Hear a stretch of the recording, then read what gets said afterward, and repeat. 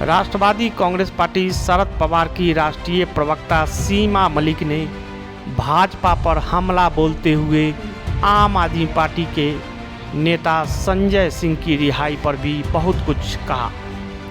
हमारे संवाददाता बंसीलाल ने राष्ट्रवादी कांग्रेस पार्टी शरद पवार की राष्ट्रीय प्रवक्ता सीमा मलिक से खास बातचीत की।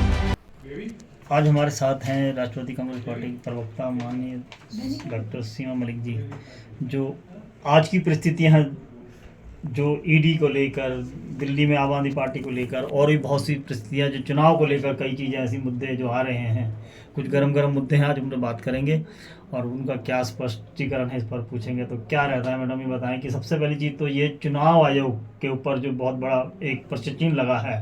सुप्रीम कोर्ट ने आज एक वर्डिक्ट दिया है, उनको नोटिस करा है, क्योंकि प्याल डली थी कि इलेक्शन कमीशन क्यों पारदर्शिता नहीं दिखाता है, क्योंकि लगातार ईवीएम पर सवाल उठते हैं। और अब जो वीवीपैट की जो बात आई है और मशीन के साथ जितनी मशीनों में वीवीपैट लगाने पर मांग की गई है और उस पर सुप्रीम कोर्ट ने नोटिस दिया है, क्या कहना चाहते हैं? देखिए, बहुत वेलकम डिसीजन है सुप्रीम कोर्ट का और हम लोग काफ़ी दिनों से इसके लिए टाइम मांग रहे थे इलेक्शन कमीशन के ऊपर, इसलिए शायद लोग प्रश्न चिन्ह उठाते हैं, क्योंकि हम लोग बहुत दिनों से टाइम मांग रहे थे उनसे इस बात के लिए कि हम पर उन्होंने अपोजिशन को मिलने का टाइम नहीं दिया। ईवीएम पे तो देखिए आज हज़ारों लोग सवाल उठा रहे हैं और जितनी भी देखिए बड़ी बड़ी कंट्रीज़ हैं, चाहे वो अमेरिका हो, जापान हो या जर्मनी हो, जहाँ पे दे आर कॉन्स्टिट्यूशनली बैन है वहाँ पर, और आज वो पुराने ढंग से ही जो बैलेट पेपर से ही वहाँ पर इलेक्शंस हो रहे हैं। तो अगर उन्होंने इतनी मशीनें लेने के बाद उनको छोड़ा है तो उसका कोई रीज़न तो होगा। और देखिए, हम लोग बहुत दिनों से इलेक्शन कमीशन से टाइम मांग रहे थे इस चीज़ को डिस्कस करने के लिए, पर उन्होंने कोई टाइम नहीं दिया। और सुप्रीम कोर्ट ने इस पर एक इलेक्शन कमीशन को बोला है फॉर द 100% वीवीपैट्स, उसके लिए हम लोगों ने भी करा। दे टॉक अबाउट ईवीएम, पर देखिए ईवीएम के साथ वहाँ पर 2 यूनिट्स और भी हैं, कंट्रोल यूनिट है और एक वीवीपैट्स है।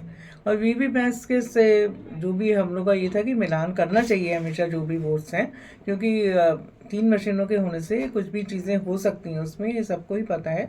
और मुझे नहीं पता कि जिसमें कोई इतना ज़्यादा खर्चा नहीं है, शायद 3000 करोड़ का खर्चा बता रहे हैं केवल, तो क्यों नहीं ये लोग 100% वीवीपैट्स उसमें लगाते हैं, जब उसकी डिमांड हम लोग ने बहुत दिनों से करी थी और हम लोग के लिए बहुत सुखद। एक चीज़ और भी आती है इसमें कि जहाँ पर इलेक्ट्रॉनिक वोटिंग मशीन जो कंपनी बनाती है, ईसीएस जो बनाती है, वहाँ पर 5 बताया जाता है कि 5 मेंबर भाजपा के लोग हैं जो इस पर पूरी निगरानी रखते हैं। जी बिल्कुल।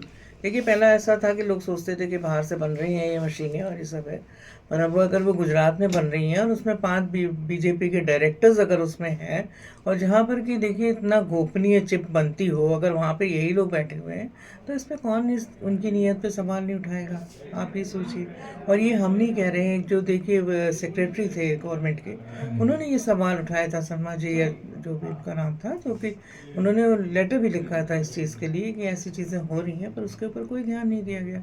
मगर आज बहुत दुखद है ये कि हमें एक इलेक्शन कमीशन पे या किसी भी संवैधानिक संस्थान पे हम लोग भी नहीं चाहते कि हम उन पर उंगली उठाएं, पर ऐसी चीज़ों को देखकर कौन नहीं करेगा। पूर्व इलेक्शन कमीशन एस.वाई. कुरैशी साहब ने भी इस पर कहा था कि भाई नहीं, हमें विपक्ष की बात भी सुननी चाहिए, लेकिन वो बातें अब आज जैसे आप कह रहे हो वो नहीं होती हैं।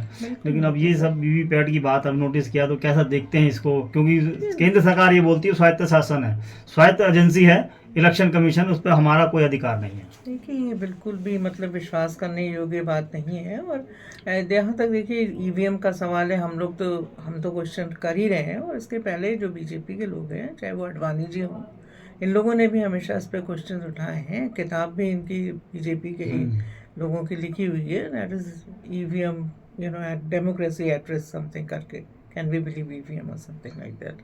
तो ये ऐसा नहीं है, समय समय पर लोगों ने इस पर सवाल उठाए हैं, और लोगों को अगर इतने डाउट्स हैं तो this is the duty of the election commission to satisfy the people. अगर वो एक छोटा से भी लोग, मतलब एक ग्रुप है, अगर वो मांगता है, पर आज तो बहुत ज़्यादा लोग उस पर सवाल उठा रहे हैं, और उस पर ना सुनना तो बहुत, मैं तो सुप्रीम कोर्ट का बहुत बहुत धन्यवाद करूँगी कि उन्होंने चीज़ को अपने उसमें संज्ञान में। एक बहुत बड़ा बदलाव। हम खुशी जाहिर कर रहे हैं और मेरे ख्याल से जो लोग भी एक बिलीव करते हैं एक संविधान में वो इस पर खुशी जाहिर करेंगे। जिस तरह से ईडी एंड सीबीआई का दुरुपयोग हुआ है इस गवर्नमेंट में, मेरे ख्याल से ऐसा हमने कभी नहीं देखा।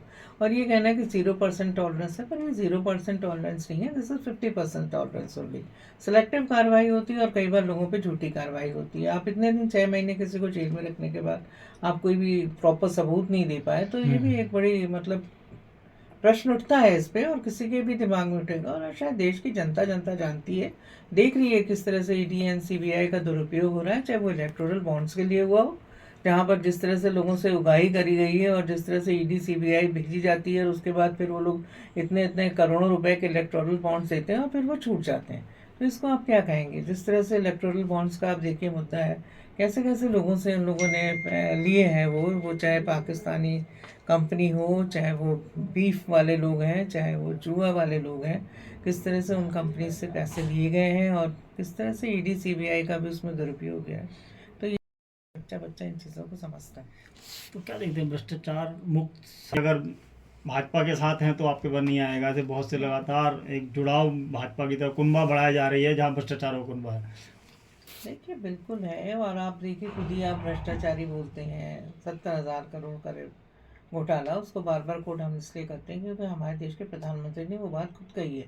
अगर कुछ और लोग कहते तो शायद हम सोचते कि किसी मिनिस्टर ने गलती से कह दिया होगा या कुछ भी। अगर वो खुद कहते हैं, उसके 3-4 दिन के बाद आप उन्हीं लोगों को अपने यहाँ एक बहुत बड़ी पोस्ट देते हैं, फाइनेंस मिनिस्टर, फाइनेंस सारा आप उनके हाथ में देते हैं, तो ये चीज़ें बड़ी ही मतलब क्लियर हो गई हैं। हर रोज़ एक ऐसी चीज़ है, उनको आप ज्वाइन कराते हैं, उनको आप क्लियर करते हैं, तो everybody knows about their washing machine, मतलब नॉट अ न्यू थिंग, हर आदमी जानता है। लोकसभा की पूरी हम लोग तो जो मुद्दे हैं आम जनता के, उन पे ही लड़ेंगे।